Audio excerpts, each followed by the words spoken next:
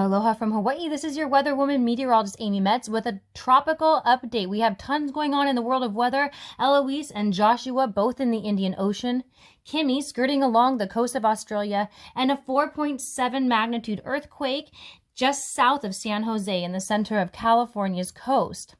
There's also a batch of moisture to the west that will be striking the United States, similar to the low pressure we saw last week that dropped tons of snow and rain. And big swells to Hawaii.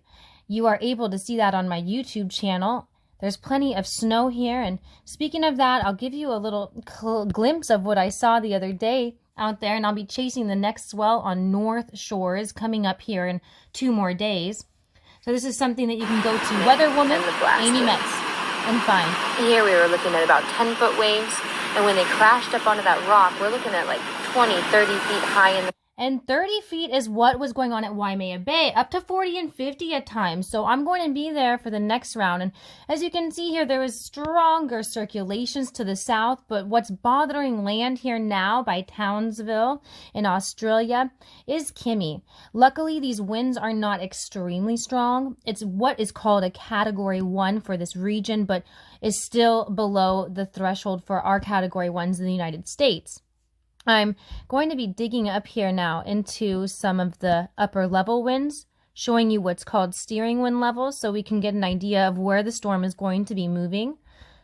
And what I do here to know directions is look at which way the other winds are going around it. We can see just to the south, there's a pull southward. We can see over to the east side of the storm, there's a pull southward.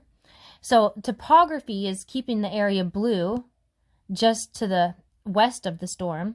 And then a bit higher up, good news is that there's not another strong circulation there. It's not exactly on top of each other. So we call this that it's not stacked, meaning it's a little easier for this storm here to be falling apart. But in the meantime, we're going to be looking at gusts up to 150 kilometers per hour, which is about equivalent to a 100-mile-per-hour wind. So that could do some damage, especially to rooftops. And so we'll be keeping an eye on that as it progresses. Luckily, it should be moving down south toward the coast and away from land. But one to watch is going to be Eloise. I would like to play out the model here with these surface winds to show you exactly where the storm may be going. Right into Madagascar. And then toward Africa. So this one could potentially have more damage coming along with it. This is something that I would like people to be keeping an eye on if they're in this region, because come Tuesday you can see there is a landfall projected in Madagascar, and I would agree with this here.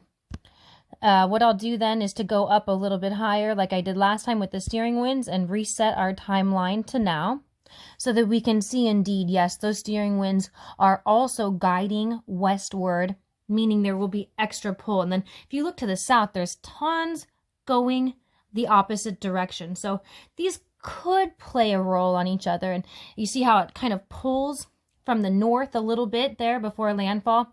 That can help pull out some of the energy and take out some of the moisture. And so one last look at moisture, just so we can have an idea of, is it going to be flooding in Madagascar then?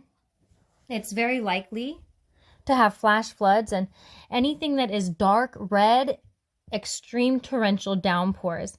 So yes, indeed, it's not a humongous storm, relatively speaking, but wherever this strikes within about 100 miles, I would be watching out for severe weather and torrential downpours, especially near peaks, because once you get near higher land, it's much easier for the storms to develop and drop much more rain than they had been previously.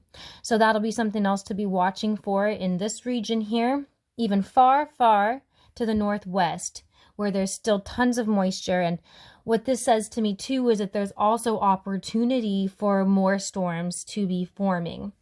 So it's an active time for the southern hemisphere, and I hope everybody can stay safe.